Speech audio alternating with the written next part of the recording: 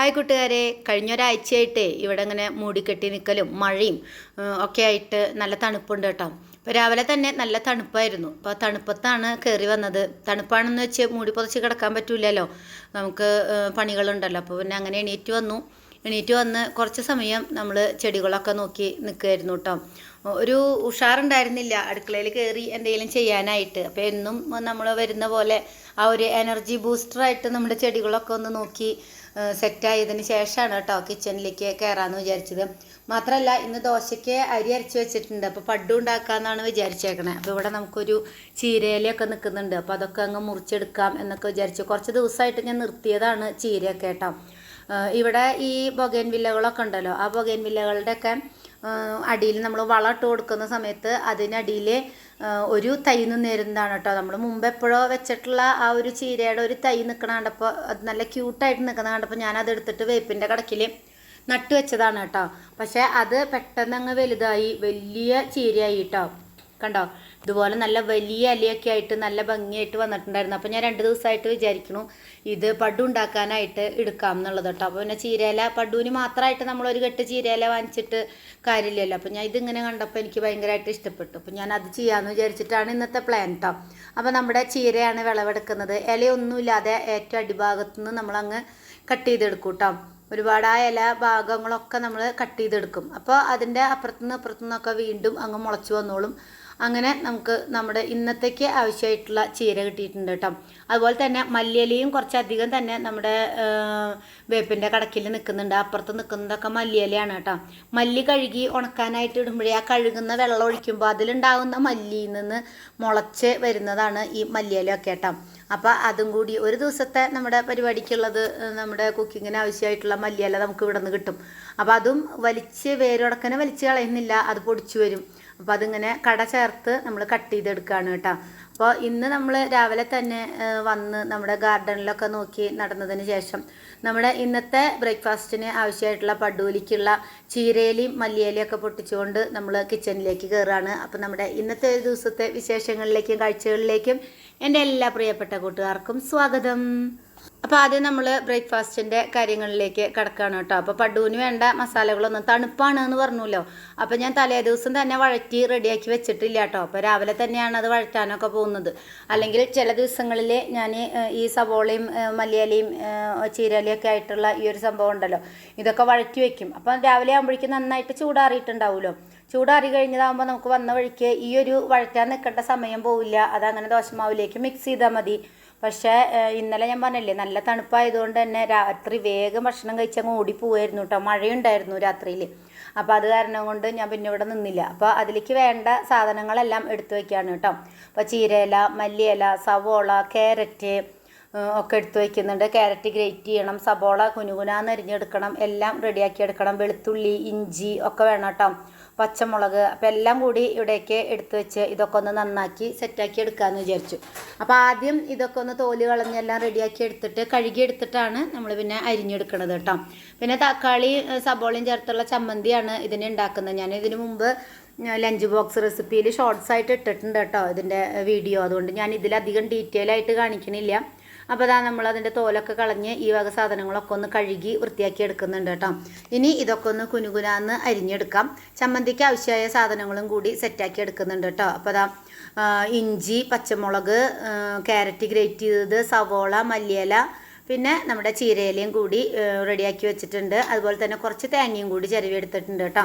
ഇതെല്ലാം കൂടി ഇതാ ചീനച്ചട്ടിയിലിട്ടൊന്ന് വഴറ്റി റെഡിയാക്കി എടുത്തിട്ട് ചൂടാറി കഴിഞ്ഞാൽ നമ്മുടെ ദോശമാവിലേക്കിട്ട് മിക്സാക്കി കഴിഞ്ഞാൽ നമ്മുടെ പഡ്ഡുവിന് ആവശ്യമായിട്ടുള്ള മിക്സ് റെഡി ആയിട്ടുണ്ട് കേട്ടോ. പഡ്ഡു പനിയാരം എന്നൊക്കെ പറയും കേട്ടോ, ഇതിന് അങ്ങനെ ഉണ്ടാക്കുന്നതാണ്. അപ്പോൾ നമ്മൾ അതൊക്കെ കൂടി ദോശമാവിലേക്ക് ഇട്ട് ഒന്ന് ചൂടാറിയിട്ട് വേണം ഇടാനായിട്ട്. നല്ല ചൂട് കൊടുക്കണം, നമ്മൾ മാവിലേക്ക് ഇടില്ല കേട്ടോ, അപ്പോൾ കട്ട പിടിക്കും. അപ്പോൾ അത് അവിടെ റെഡിയാക്കി വെച്ചിട്ടുണ്ട്. പിന്നെ ഞാൻ ചട്നിക്ക് ആവശ്യമായിട്ടുള്ള സാധനങ്ങളും നന്നാക്കി വെച്ചിട്ടുണ്ട് എന്ന് പറഞ്ഞല്ലോ. സവോള, തക്കാളി, ഇഞ്ചി, വെളുത്തുള്ളി, പച്ചമുളക്, എല്ലാം കൂടി നമ്മൾ നേരത്തെ വെച്ച അതേ ചീനച്ചട്ടിയിൽ തന്നെ ഇട്ട് ഒന്ന് വഴറ്റിയെടുത്തു. അതിലേക്ക് ഒരു ചെറിയ കഷ്ണം പുളി ചേർത്ത് കൊടുത്തിട്ടുണ്ട്, മഞ്ഞൾപ്പൊടിയും മുളക് പൊടിയും ചേർത്ത് കൊടുത്തിട്ടുണ്ട് കേട്ടോ. അപ്പോൾ പൊടികളുടെ പച്ചമണമൊക്കെ ഒന്ന് മാറി വന്നപ്പോൾ നമ്മൾ 2 തക്കാളി ചെറുതാക്കി അരിഞ്ഞിട്ട് അതും കൂടി ചേർത്ത് കൊടുത്തു. അപ്പോൾ ഇതിൻ്റെ മിക്സ് ഇവിടെ റെഡി ആയിട്ടുണ്ട്. ആവശ്യത്തിനുള്ള ഉപ്പ് ചേർത്ത് കൊടുക്കാം, ഒരു നുള്ളു പഞ്ചസാരയും കൂടി അതിൽ ചേർത്ത് കൊടുക്കുന്നുണ്ട് കേട്ടോ. ഇനി അതൊന്ന് ചൂടാറുമ്പോൾ നമുക്ക് അരച്ചെടുക്കാം. ആ സമയം കൊണ്ട് നമുക്ക് ഈ ഒരു പഡ്ഡു ഉണ്ടാക്കിയെടുക്കാം. ഉണ്ണിയപ്പച്ചട്ടിയിലാണ് ഉണ്ടാക്കിയെടുക്കുന്നത് കേട്ടോ. ഉണ്ണിയപ്പച്ചട്ടി, പനിയാരച്ചട്ടി അല്ലെങ്കിൽ കുഴിയുരുളി എന്നൊക്കെ പറയുമല്ലോ. അപ്പോൾ ഇതാണ് സംഭവം. ഇതൊന്ന് ചൂടായി കഴിയുമ്പോൾ ജസ്റ്റ് ഒന്ന് എണ്ണ തടവി കൊടുത്തിട്ട് ഇതുപോലെ മൂടി വെച്ച് വേവിച്ചെടുക്കാം. ഒരു സൈഡ് ഇതുപോലെ വെന്ത് കഴിയുമ്പോൾ നമുക്കൊന്ന് മറിച്ചിട്ട് കൊടുത്ത് ആ സൈഡും കൂടി വേവിച്ചെടുത്ത് കഴിയുമ്പോൾ നമ്മുടെ പനിയാരം അല്ലെങ്കിൽ പഡ്ഡു ഇവിടെ റെഡി ആയിട്ടുണ്ട് കേട്ടോ. മറിച്ചിടാനൊക്കെ വളരെ ഈസി ആയിട്ട് മറിച്ചിടാൻ പറ്റൂട്ടോ. അധികം ഇങ്ങനെ ഓയിൽ ഉണ്ണിയപ്പമൊക്കെ ഉണ്ടാക്കുന്ന പോലെ ഒരുപാട് ഓയിലൊന്നും വേണ്ട. അങ്ങനെ പഡ്ഡു ഇവിടെ റെഡി ആയിക്കൊണ്ടിരിക്കുന്നതിൻ്റെ ഇടയിൽ തന്നെ ഞാൻ ആ ചട്നിക്കുള്ള സാധനങ്ങളൊക്കെ അരച്ചെടുത്ത് വന്നിട്ടുണ്ടായിരുന്നു കേട്ടോ. സബോളയും തക്കാളിയൊക്കെ വഴറ്റി വെച്ചിട്ടുണ്ടായിരുന്നല്ലോ, അതൊന്ന് അരച്ചെടുത്ത് കടുക് കാച്ചിട്ടുണ്ട് കേട്ടോ. കടുക് താളിക്കുകയാണ് ചെയ്യുക. കറിവേപ്പില ഇട്ടിട്ടില്ല, വെറുതെ കടുകും ഉഴുന്നുപരിപ്പും മാത്രം ഇട്ടിട്ടാണ് കേട്ടോ കാച്ചിയെടുത്തത്. പിന്നെ നമ്മൾ ആദൂനെ കൊണ്ടുപോകാനുള്ള ടിഫിൻ ബോക്സൊക്കെ റെഡിയാക്കി, ലഞ്ച് ബോക്സ് ഇവിടെ സെറ്റാക്കിയിട്ടുണ്ട്. അപ്പോൾ ഒരടുപ്പിൽ ചട്നി റെഡിയായി, ഒരടുപ്പിൽ നമ്മൾ ഈ ഒരു പഡ്ഡു ഉണ്ടാക്കിക്കൊണ്ടിരിക്കുന്നുണ്ട്. ആ സമയത്ത് ആദു വന്നു കേട്ടോ. 7 മണി കഴിഞ്ഞു. 7:15 കൂടിയാണ് അവൻ എണീറ്റ് ബ്രഷ് ചെയ്യലൊക്കെ കഴിഞ്ഞ് കഴിക്കാനായിട്ട് വരിക. അപ്പോൾ അതൊക്കെ കഴിഞ്ഞ് അവൻ വന്നിട്ടുണ്ട്. പിന്നെ പാത്രങ്ങൾ കഴുകുകയാണ് കേട്ടോ. അവിടെയൊക്കെ ഒന്ന് ഒതുക്കി പെറുക്കി വെച്ച് പാത്രങ്ങളൊക്കെ കഴുകിയെടുക്കുകയാണ്. നമുക്ക് ചട്നി അരയ്ക്കാനായിട്ട് ആവശ്യമായതും പിന്നെ പഡ്ഡൂലിക്ക് ആവശ്യമായിട്ടുള്ള മസാലയൊക്കെ റെഡിയാക്കിയതും ഒക്കെ ആയിട്ടുള്ള പാത്രങ്ങളുണ്ടായിരുന്നു. അപ്പോൾ അതൊക്കെ കഴുകി ഇവിടെയൊക്കെ ഒന്ന് ക്ലീൻ ആക്കി വെക്കാം കേട്ടോ. അപ്പോൾ ഇന്നലെ കഴുകി വെച്ച പാത്രങ്ങൾ ഞാൻ വന്ന വഴിക്ക് എടുത്തു വെച്ചിട്ടുണ്ടായിരുന്നില്ല. സാധാരണ അത് എടുത്തു വെച്ചിട്ടാണ് നമ്മൾ അടുക്കളയിൽ പണികൾ തുടങ്ങാറ്. ഇന്ന് ഞാൻ ചീരയില മല്ലിയിലയൊക്കെ പൊട്ടിച്ച് അങ്ങനെ വന്നപ്പോൾ അതിലേക്കുള്ള മസാലയാണ് ആദ്യം റെഡിയാക്കിയത് കേട്ടോ. അപ്പോൾ വട്ടയിലെ പാത്രങ്ങളൊക്കെ എടുത്ത് വെച്ചിട്ട് ബാക്കി പാത്രങ്ങളൊക്കെ കഴുകി വീണ്ടും വട്ടയിലേക്ക് വെച്ചു കേട്ടോ. അത് കഴിഞ്ഞ് പിന്നെ നമ്മൾ തുണികളൊക്കെ അയൽ വിരിച്ചിടാൻ വേണ്ടി നോക്കിയതാണ്. ഇന്നലെ ഇട്ടിട്ടുള്ള തുണികൾ ഞാൻ എടുത്തിട്ടില്ല. കാരണം ഇന്നലെ മിനിഞ്ഞാന്നിട്ട് തുണികൾ ഉണങ്ങാതെ ഞാൻ ഇത് വിരിക്കുന്ന സമയത്ത് തുണികൾ കുറച്ച് അപ്പുറത്തെ സൈഡിലേക്ക് മാറ്റിയിട്ടിട്ടാണ് ഇതിവിടെ വിരിച്ചിട്ടത്. ഇതിലും പകുതിയൊന്നും ഉണങ്ങിയിട്ടില്ല കേട്ടോ. അപ്പോൾ ഞാൻ വിചാരിച്ചു ചെറിയ വെയിലൊക്കെ ഉദിക്കുന്നുണ്ട്, അപ്പോൾ ഒന്ന് വെയിൽ കൊണ്ടാൽ ഉണങ്ങി കിട്ടും. അപ്പോൾ ഒന്ന് ഉണങ്ങിയിട്ട് അടുത്തത് ഇന്നിട്ടിട്ടുള്ള തുണികൾ വിരിച്ചിടാമെന്ന് വിചാരിച്ചു. അങ്ങനെ ഞാൻ താഴെ പോയി. ആദു പോവാറായല്ലോ, അപ്പോൾ അതിൻ്റെ അടുത്തേക്ക് പോയിട്ടോ. അപ്പോൾ അവൻ എന്താ അവിടെ റെഡി ആയിട്ടുണ്ട്. അവന് യൂണിഫോം കിട്ടിയിട്ടില്ല, അളവെടുത്ത് പോയിട്ടേ ഉള്ളൂ. അപ്പോൾ യൂണിഫോം കിട്ടാത്തതുകൊണ്ട് അവൻ ഇവിടുന്ന് മറ്റേ ഡ്രസ്സുകളൊക്കെ ഇട്ടിട്ടാണ് പോണത് കേട്ടോ. പിന്നെ കുറച്ച് അയൺ ചെയ്യാനുണ്ടായിരുന്നു. അപ്പോൾ അയൺ ചെയ്യലൊക്കെ കഴിഞ്ഞു. അപ്പോഴേക്കും അവൻ റെഡി ആയിട്ട് പോയിട്ടോ. പിന്നെ അവൻ പോയി കഴിഞ്ഞിട്ടാണ് പിന്നെ വീണ്ടും നമ്മൾ വരുന്നത്. അപ്പോഴേക്കും കുറച്ച് സമയം വെയിലൊക്കെ ഉദിച്ചപ്പോൾ നമ്മുടെ തുണികളൊക്കെ ഉണങ്ങിയിട്ടുണ്ടായിരുന്നു. അപ്പോൾ ഉണങ്ങാത്ത 1-2 തുണികൾ മാത്രം ഇങ്ങോട്ട് എടുത്തു വെച്ചു. ഉണങ്ങിയ കുറച്ച് തുണികൾ താഴെ കൊണ്ടുപോകാനായിട്ട് ഇങ്ങനെ ചുരുട്ടി വെച്ചിട്ട് ഇന്ന് അയലിടാനായിട്ടുള്ള തുണികൾ വാഷിംഗ് മെഷീനിൽ എടുത്ത് തുണികളിടുകയും പണികളും ഒക്കെ ചെയ്തു കേട്ടോ. പിന്നെ നമുക്കിന്ന് ചോക്ലേറ്റൊക്കെ ഉണ്ടാക്കാനുണ്ടായിരുന്നു. അപ്പോൾ ആദ്യം ഈ ചോക്ലേറ്റ് ഉണ്ടാക്കാനായിട്ട് ഇവിടെ അടുക്കളയൊക്കെ നല്ല ക്ലീൻ ആക്കി ഇടണമല്ലോ. അപ്പോൾ ആ കാര്യങ്ങളൊക്കെ ചെയ്തു. അതുപോലെ തന്നെ ചോക്ലേറ്റ് ഉണ്ടാക്കുന്ന റൂമും ഒന്ന് ചൂടുവെള്ളത്തിൽ ഒന്ന് തുടച്ച് ഇടയ്ക്കിടയ്ക്ക് നമ്മൾ ഒന്നിടവിട്ട ദിവസങ്ങളിലൊക്കെ ചൂടുവെള്ളത്തിൽ ആ ചോക്ലേറ്റ് ഉണ്ടാക്കുന്ന റൂമിൻ്റെ തറയും പിന്നെ ആ ഒരു മേശയുടെ മുകളിലുള്ള ആ ഒരു മാറ്റിൻ്റെ മുകളിലൊക്കെ ഇങ്ങനെ ചോക്ലേറ്റ് ഇങ്ങനെ ഡ്രോപ്പായി വീണിട്ടൊക്കെ ഉണ്ടാവും. അതൊക്കെ ചൂടുവെള്ളത്തിൽ തുടച്ചെടുക്കണം. അപ്പോൾ അതൊക്കെ ഞാൻ തുടച്ച് വൃത്തിയാക്കി എടുത്തിട്ട് ചോക്ലേറ്റ് ഉണ്ടാക്കി. ചോക്ലേറ്റൊക്കെ ഉണ്ടാക്കൽ കഴിഞ്ഞു കേട്ടോ. ചോക്ലേറ്റ് ഉണ്ടാക്കി ഡീമോൾഡ് ചെയ്തു. ഇനി ഈ സാധനങ്ങളൊക്കെ എടുത്ത് വെച്ചിട്ട് ബാക്കി നമ്മുടെ ഉച്ചത്തെ പരിപാടികളിലേക്ക് കിടക്കാനാണ്. അപ്പോൾ ഈ ഒരു ഭാഗം അപ്പോൾ ഒരു മോൾഡ് എടുക്കുമ്പോഴേ അത് മൊത്തത്തിൽ അങ്ങ് പൊട്ടിപ്പോയി. അങ്ങനെ ഉണ്ടാവാറുണ്ട് കേട്ടോ. ഇടയ്ക്ക് നമ്മൾ മോൾഡ് ഇങ്ങനെ ചരിക്കുന്ന സമയത്ത് ചിലപ്പോൾ അതിങ്ങനെ താഴെ വീഴുമ്പോൾ പൊട്ടിപ്പോവും. അപ്പോൾ ഒന്ന് പതുക്കെ സൂക്ഷിച്ച് വേണം എടുക്കാൻ. ചില സമയത്ത് പൊട്ടാറുണ്ട്. അപ്പോൾ ഒരു മോൾഡിൽ 10-12 എണ്ണം മൊത്തത്തിൽ അങ്ങ് പൊട്ടിപ്പോയിണ്ടായിരുന്നു. അപ്പോൾ അതങ്ങ് മാറ്റി വെച്ചു. നമ്മൾ വീണ്ടും ഇനി ചോക്ലേറ്റ് ഉണ്ടാക്കുമ്പോൾ മെൽറ്റ് ചെയ്തിട്ട് വീണ്ടും മോൾഡ് ചെയ്യാണ് ചെയ്യാട്ടത്. അങ്ങനെ നമ്മളൊരു ട്രിപ്പ് ചോക്ലേറ്റൊക്കെ ഉണ്ടാക്കിയത് എടുത്ത് തുണിയൊക്കെ ഇട്ട് മൂടി സെറ്റാക്കി വെച്ചു.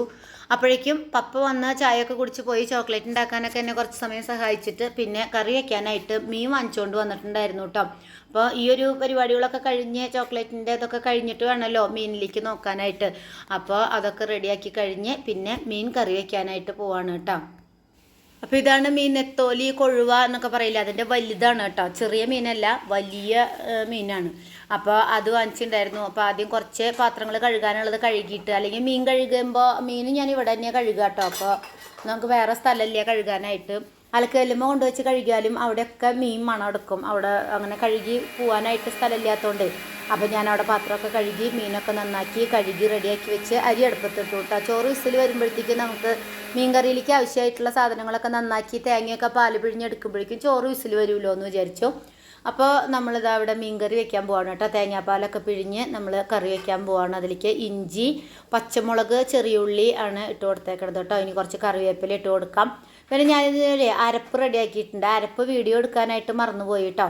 ഇതിൽ മുളക് പൊടി, മല്ലിപ്പൊടി, മഞ്ഞൾപ്പൊടി, ഗരം മസാല പൊടി, ഇഞ്ചി, പച്ചമുളക്, സവോള ഒക്കെ ഇട്ടിട്ടുണ്ട് കേട്ടോ. എല്ലാം കൂടി ഒരു അല്ലി വെളുത്തുള്ളി ഒക്കെ കൂടി നന്നായിട്ട് അരച്ചെടുത്ത പേസ്റ്റാണ് കേട്ടോ. അപ്പോൾ അത് ഇതിലേക്ക് ചേർത്ത് കൊടുക്കുന്നുണ്ട്.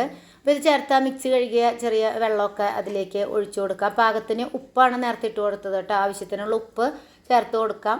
ചില സമയത്ത് ഈ മസാല അരയ്ക്കുന്ന സമയത്ത് അതിൽ ഉപ്പിടാറുണ്ട് കേട്ടോ. ഇപ്പോൾ ഞാൻ ഉപ്പിടാൻ അതിൽ ഉപ്പിട്ടിട്ടുണ്ടായിരുന്നില്ല.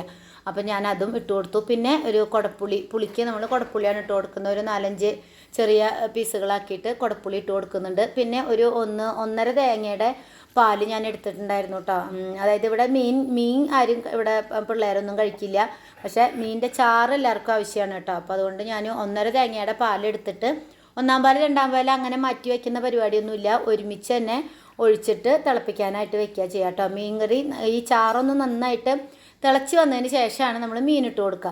അപ്പോഴേക്കും നമുക്ക് പാത്രങ്ങൾ കഴുകാൻ വീണ്ടും വരുമല്ലോ. സ്വാഭാവികമായിട്ടും നമ്മുടെ അടുക്കളയിൽ പെരുമാറുന്നവർക്ക് അറിയാം ഓരോ പണി ചെയ്യുമ്പോഴും എത്രമാത്രം പാത്രങ്ങളാണ് നമുക്ക് കഴുകാനായിട്ട് വരണേന്നുള്ളത്. അപ്പം മീൻ കറിയിലേക്ക് ആവശ്യമായിട്ടുള്ള സാധനങ്ങളൊക്കെ റെഡിയാക്കിയപ്പോഴത്തേക്കും കുറേ പാത്രങ്ങൾ വന്നു. അപ്പോൾ ആ പാത്രങ്ങളൊക്കെ കഴുകി വെച്ചു. അതിന് ചോറ് വിസിൽ വന്നതിന് ശേഷം നമ്മൾ മീൻ കറിയുടെ ചട്ടി അങ്ങോട്ട് അടുപ്പത്തേക്ക് വെച്ചു കേട്ടോ. അപ്പോൾ ഈ പാത്രങ്ങളൊക്കെ കഴുകി റെഡിയാക്കി വരുമ്പോഴത്തേക്കും നമ്മുടെ മീൻ കറി അങ്ങ് തിളച്ചിട്ടുണ്ടാവും.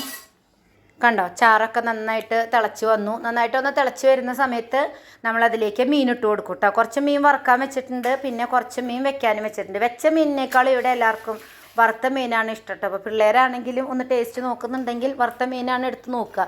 അതിങ്ങനത്തെ മീനൊന്നും എടുക്കാറില്ല, എന്നാലും നമ്മളൊന്ന് മുള്ളൊക്കെ ഇല്ലാതെ ഇങ്ങനെ പൊളിച്ചിട്ട് കൊടുത്താൽ ചിലപ്പോൾ കഴിക്കും. അങ്ങനെ അത് കഴിഞ്ഞ് നന്നായി ഒന്ന് കുറുകി വന്നപ്പോൾ നമ്മൾ ഉള്ളിയരിഞ്ഞ് നമ്മുടെ കറി കാച്ചി കഴിഞ്ഞപ്പോഴത്തേക്കും നമ്മൾ മീൻ വറുക്കാനായിട്ട് വെച്ചു ഒരടുപ്പത്ത്. ഇത് ഞാൻ നേരത്തെ മസാലയൊക്കെ പുരട്ടി വെച്ചിട്ടുണ്ടായിരുന്നു കേട്ടോ. അപ്പോൾ ആ കറി തിളയ്ക്കുന്ന അടുപ്പ് ഒഴിവാകുന്നതിനനുസരിച്ചാണ് നമ്മൾ ഓരോന്നും വെക്കുന്നത്. അപ്പോൾ അത് മസാലയൊക്കെ പുരട്ടി അത് ഫ്രിഡ്ജിൽ ഒരു 10 മിനിറ്റ് വെച്ചപ്പോഴത്തേക്കും അതൊക്കെ സെറ്റായിട്ടുണ്ടായിരുന്നു. അങ്ങനെ മീൻ വറുക്കലും പരിപാടികളൊക്കെ കഴിഞ്ഞ് വീണ്ടും നമ്മുടെ അടുക്കളയൊക്കെ വീണ്ടും ക്ലീൻ ആക്കി കേട്ടോ. ആദ്യം ചോക്ലേറ്റ് ഉണ്ടാക്കാൻ വേണ്ടി നമ്മളൊക്കെ അടിച്ച് തുടച്ച് ക്ലീൻ ആക്കിയതാണ്. പിന്നെ മീൻ വെക്കലും പരിപാടിയൊക്കെ കഴിഞ്ഞിട്ട് വീണ്ടും നമ്മൾ അടിച്ച് തുടക്കുകയൊക്കെ ചെയ്തു. അപ്പോൾ ചെറുതായിട്ട് വെയിലിൻ്റെ നാളമൊക്കെ കാണാനുണ്ട് കേട്ടോ. അത് കഴിഞ്ഞ് പിന്നെ ഞാൻ ചോറുണ്ടു. മീൻകറിയും മീൻ വറുത്തതും ഒക്കെ കൂടി ചോറുണ്ടു കേട്ടോ. അപ്പോൾ കാലത്തെ മരുന്ന് കഴിക്കലും കാലത്തെ ഭക്ഷണം കഴിക്കണമെന്നൊന്നും കാണിച്ചില്ലല്ലോ. അത് ഞാനിപ്പോൾ അങ്ങനെ കഴിക്കാറില്ല. ആ ഓട്സ് കുറച്ച് കഴിക്കും. അതങ്ങ് മിക്സാക്കി വെച്ച് കഴിഞ്ഞാൽ അതിങ്ങനെ അങ്ങോട്ട് നടക്കുമ്പോഴൊക്കെ ഓരോ സ്പൂൺ അങ്ങ് കോരി കഴിക്കും. അല്ലാണ്ട് അതിന് വേണ്ടി പ്രത്യേകിച്ച് ടൈമൊന്നും മാറ്റി വയ്ക്കാറില്ല കേട്ടോ. ഭക്ഷണം കഴിച്ച് കഴിഞ്ഞ് പിന്നെ ഞാൻ കുറച്ച് സമയം കിടന്നു കേട്ടോ. കാരണം 2 നേരത്തെ മരുന്ന് കഴിക്കൽ കഴിഞ്ഞിട്ട് പിന്നെ കുറച്ച് സമയം കിടന്നില്ലെങ്കിൽ തലയ്ക്കൊക്കെ ഭയങ്കര ഭാരം പോലെയാണ്. അപ്പോൾ ഒരു അരമണിക്കൂർ എങ്ങാനും കിടന്നുറങ്ങും. ആ ഗുളിക കഴിച്ചാൽ അങ്ങനെ ഉറക്കം വരും. സാധാരണ അങ്ങനെ പകലുറങ്ങുന്ന ഒരു സ്വഭാവമില്ല, പക്ഷേ ഗുളിക കഴിച്ച് കഴിഞ്ഞാൽ നമുക്ക് ഉറക്കം വരും. അപ്പോൾ കുറച്ച് സമയം കിടന്നുറങ്ങി, ഒരു 3/4 മണിക്കൂർ കിടന്നുറങ്ങി. പിന്നെ എണീറ്റ് അങ്ങനെ പള്ളിയിൽ പോയി. ഇപ്പോൾ എല്ലാ ദിവസവും പള്ളിയിൽ പോകുന്നുണ്ട് എന്ന് പറഞ്ഞല്ലോ. അപ്പോൾ ഞാൻ അങ്ങനെ പള്ളിയിൽ പോയി. അപ്പോൾ ബസ്സിലാണ് പള്ളിയിൽ പോകുന്നത് കേട്ടോ. കുർബാനയും കാര്യങ്ങളൊക്കെ കഴിഞ്ഞ് തിരിച്ച് വീട്ടിലെത്തുമ്പോൾ സമയം 7:30 ആയിട്ടുണ്ടായിരുന്നു കേട്ടോ. ബസ് കിട്ടുന്നതിനനുസരിച്ചാണ്. ചിലപ്പോൾ വേഗം ബസ് കിട്ടും, അല്ലെങ്കിൽ ചിലപ്പോൾ ലേറ്റ് ആവും. അപ്പോൾ 7:30 ആയി ഇന്ന് വീട്ടിലെത്തുമ്പോൾ. അപ്പോൾ ഇന്നത്തെ ഒരു വിശേഷം ഇത്രയൊക്കെയാണ്. അപ്പോൾ അടുത്തൊരു വീഡിയോയുമായിട്ട് വീണ്ടും കാണാം. Thanks for watching.